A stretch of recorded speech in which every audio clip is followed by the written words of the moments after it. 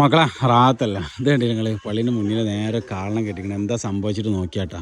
അപ്പോഴാണ് നേരെ ഒരു വീട്ടിൽ നോക്കിയപ്പോൾ ഒരു ആന നിൽക്കണത്. അല്ല എന്താ ഇപ്പോൾ ആനയിട്ട് കൊടുക്കുക പോണേ?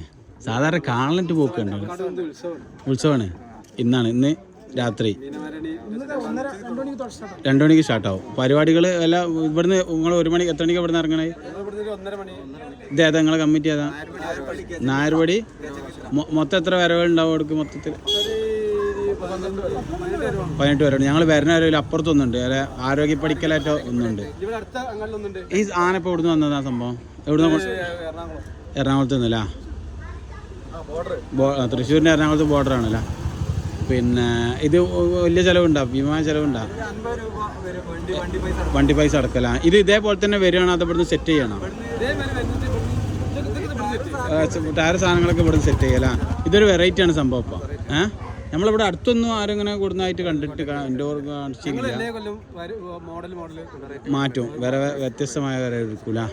ഇൻഷാ അല്ലാഹ് എന്തായാലും മറ്റേ നല്ല രീതിയിൽ ഉഷാറായി ചെയ്യട്ടെ. ആൻ്റെ വിശേഷങ്ങൾ കണ്ടി നിങ്ങൾ. ഇത് മെഷീൻ എങ്ങനെയാണ്? കറണ്ടിനാണ് അതാ പോണ പോക്കിൽ? പിന്നെ എന്താ ഇഞ്ചൻ? ഇതിന് ഇഞ്ചൻ വർക്ക് ചെയ്യൂല. ഓക്കെ ഇൻഷാ അല്ലാഹ് ആയിക്കോട്ടെ. എന്തായാലും കണ്ടാ പക്ക ആനന്നല്ലേ ഒരു ഇത് യാക്കറി. ഇതെന്താ ശരിക്കും നിർമ്മിതി എന്താണ് സംഭവം? എന്തിട്ടാണ്?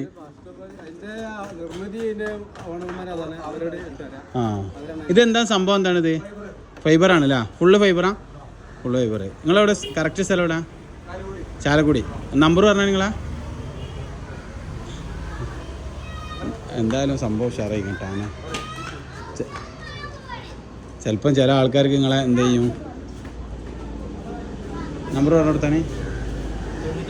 98 95 83 73 91. എന്താ പേരാളാ?